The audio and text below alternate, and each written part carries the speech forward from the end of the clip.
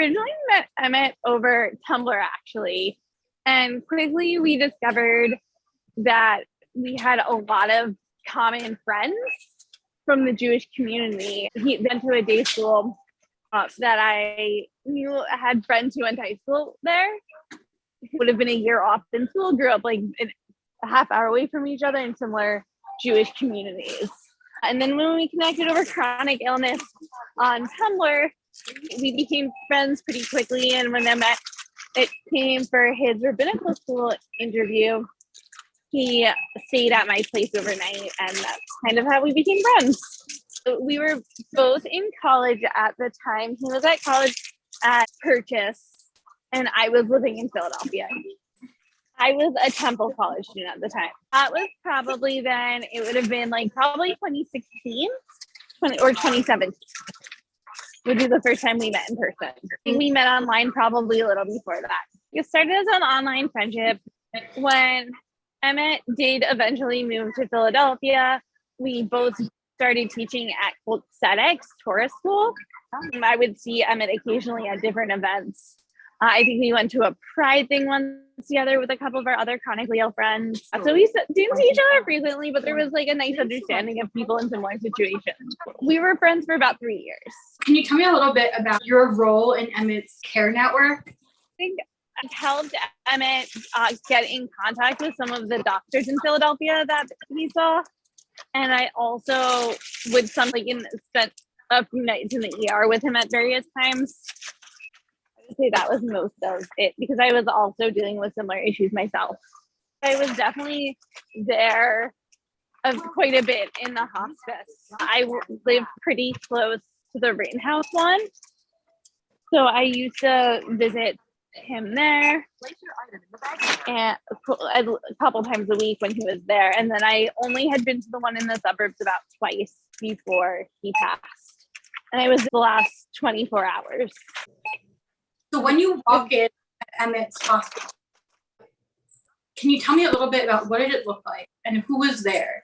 When I see so many people, it was never empty. I remember Roxy always being there, always surrounded by friends. The walls were decorated. I remember the flag on the wall that said Emet in Hebrew. I recall seeing all the pictures.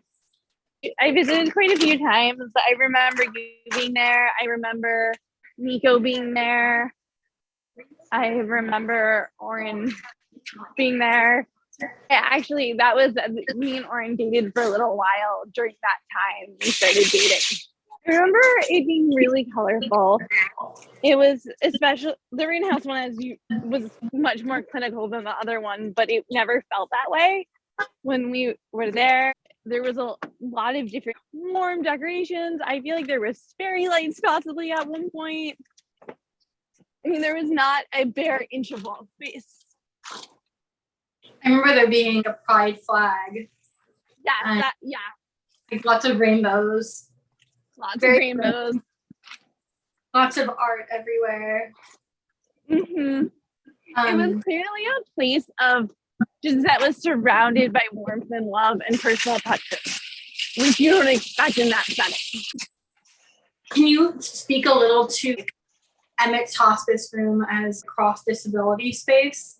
It was like a communal meeting space of the disabled, chronically ill folks, especially chronically ill Jewish and or queer individuals in particular, I would say. Did most of those people meet through online chronic illness groups? Yeah, I would say a lot had very similar stories of meeting through that. Beyond that, just like remaining friends, building a community, Emet connected them. How was the space organized? How did people organize to take care of Emet? I think there was like a rotation of people doing different tasks, going out, getting things from Walgreens. I remember lemonade being a big thing. There always was a bottle of lemonade. We must have bought out that Walgreens of their Simply Lemon lemonade at 18th and South Street. I remember there was always people willing to do whatever needed to get done. And it was really decentralized. Yeah, I don't remember a centralized system at all, if I'm being completely honest. Because a lot of these people organize within decentralized movements, they were familiar with how to organize in a like decentralized kind of way. I think it's so much just about showing up more than anything.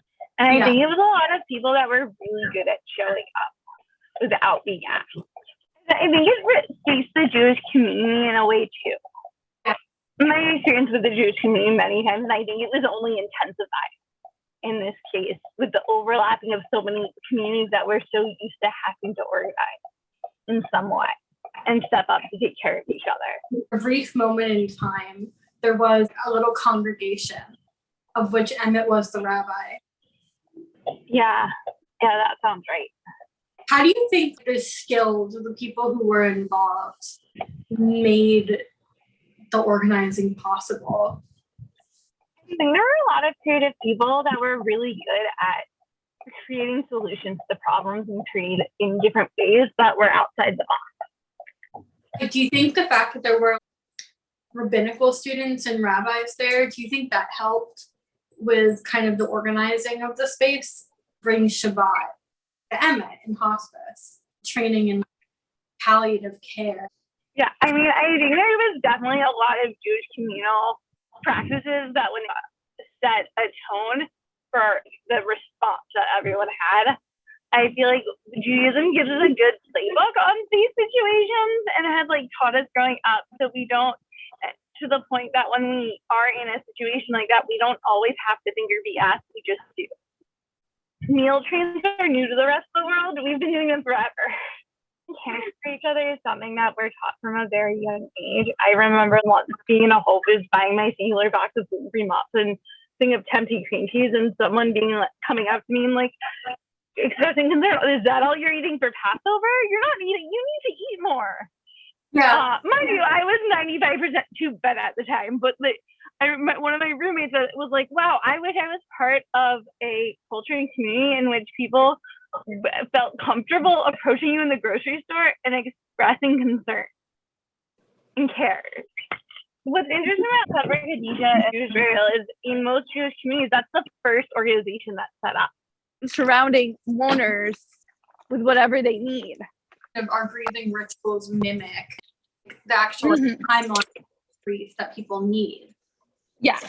And they're very intentional, and I always say to kids, my students, like this is the important part of a Jewish adult, is to show up and be there for those who need it more than anything else. If I can have you take away this one thing from Hebrew school, I hope that's what you take away.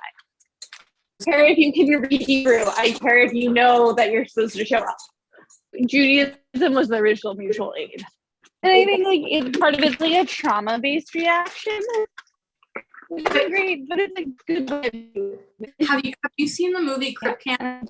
You have? It's a great movie. It was so heavily Jewish. It was a summer camp for disabled kids. The first one. Like now there's lots, but it was the first. Most of them were also children of Holocaust survivors. Mm-hmm. You know, it's a very interesting.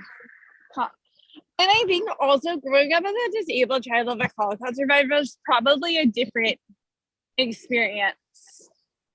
Right. I think the Holocaust is very intertwined with me and my chronic illness and disabilities in a weird way, because it was so much. It was, my grandfather also had autoimmune diseases. We were actually on the same medications at one point. He's a Holocaust survivor. And it does feel like there's a generational trauma piece that connects me to him in that way. And his brother was disabled from Dr. Mengele in the camps and experiments he performed, actually. So I feel like it was something that was felt but not talked about at that point. Their parents knew what happened to disabled kids in institutions during the Holocaust. They refused to put their children in institutions. Which broke through the culture and changed the whole narrative of disability in America. And I feel like it has very similar context. It's so different from like the camps today have all these bells and whistles, accommodate different disabled children, but it's also run by people who aren't. And what made crib camp so special is everyone there had a disability, and yet they didn't need anyone to take care of them. And I feel like there's such a narrative around most camps for children with disabilities today of you will be paired with a teenager that isn't disabled to help you. And that's not a thing that happened at crib camp. It was disabled people helping each other and cooperating. Yeah, and realizing that like in a community you can all be disabled, and it's an equalizer, but it's also, as long as you all understand how, again, mutual aid, where if I don't need to ask for help, and I don't look at helping as doing something for someone else's help. It's just being part of the community. I'm not doing them a favor. They don't owe me anything. There's no social currency necessarily around it. As a special ed teacher, the amount of times I see the savior complex. What really stuck out to me about when I watched Crip Camp was how similar it felt to Emet's network of care, of it being like a cross disability space where disabled people and chronically ill folks cooperated and helped each other. Mm-hmm. Does that resonate with you? It does. And then there's no talk about inclusion. There's no talk about, oh, we did this. We're so great because we did this. It's everyone's just a person, just a human. Everyone just came in with what they had and helped each other in the way that they could. And contributed what they could contribute. And it all worked, and it all worked well. NCIL was started by 3 disabled kids of Holocaust survivors. And Emet went on to serve on it. Yeah, it's funny. This week I went to my first 3G Philly meeting on the education committee, which is an organization created by the grandchildren of Holocaust survivors. In Emet's hospice room, like disabled grandchildren of Holocaust survivors meeting, becoming friends, and organizing together. And I think it speaks to the multi-generational trauma that's, even when we don't talk about it, it's there in the background. What kind of lessons do you think Emet taught us about grief? Grieving is important. I think it can take many shapes and forms. It doesn't happen all at once. It can happen before the death. And sometimes it's the people we grieve who guide us through it. What kind of lessons do you think he taught us about how a community can care for disabled and chronically ill folks? I think Emet taught us how to build a community, told us that things will be, like, people will be there for us. People want to take care of each other when given the chance. This is therapeutic for the person who's doing the thing. It's the person they're doing something for. And which is why I don't want to even say the word helping. It is like people, it's not an imposition for people to send something or do something, help make minion. People want to be there. People want to show up. It's therapeutic for all parties involved when it feels like nothing can be helpful. You can't help deal with the enormity of the situation. Sometimes going to that Walgreens at 18th and South Street and getting a bottle of Simply Lemonade feels like the most important thing in the world and the most helpful thing in the world. People want to be needed. They need to be needed. They need to be needed. But people need to be needed. I mean, and that's how community works. The kind of vision of Emet's hospice room, seeing a different world as possible, that sustained me throughout the pandemic. Does that resonate with you? Yeah. The pandemic was a weird time where I do feel like we needed to know that there was a better world possible. I took mine in the form of saving the monarch butterfly population, raised monarch butterflies. At one point, there were 100 monarch caterpillars in my apartment. But your version sounds healthier. I found the pandemic to be really demoralizing in a lot of ways. Yeah. Society pull back all of the things that made life accessible at the beginning of the pandemic. And like holding on to them took so much fight. Emet's hospice room was the kind of vision of the world of care networks that we need. I think there was a point where we got that with mutual aid, but mutual aid feels like it's faded into a memory. Right. Like it feels almost dreamlike now. Exactly. I think that's partly it's faded to a memory. So a dream. But it feels like a lifetime ago in some ways. It feels like it literally feels like it was a different lifetime ago. We were sitting on that couch and repaired the world going through Emet's personal belongings. What we saw there was real. None of us imagined the warmth or the love that we felt there. Yeah. I mean, an interesting thing is, even though Oren and I are no longer dating and haven't been in a very long time, when my partner's uncle did die and we needed a shiva, his parents live about a 5-minute walk from Oren, and Oren showed up 2 of the 3 nights. And I'm sure he would have showed up the 3rd if I had asked.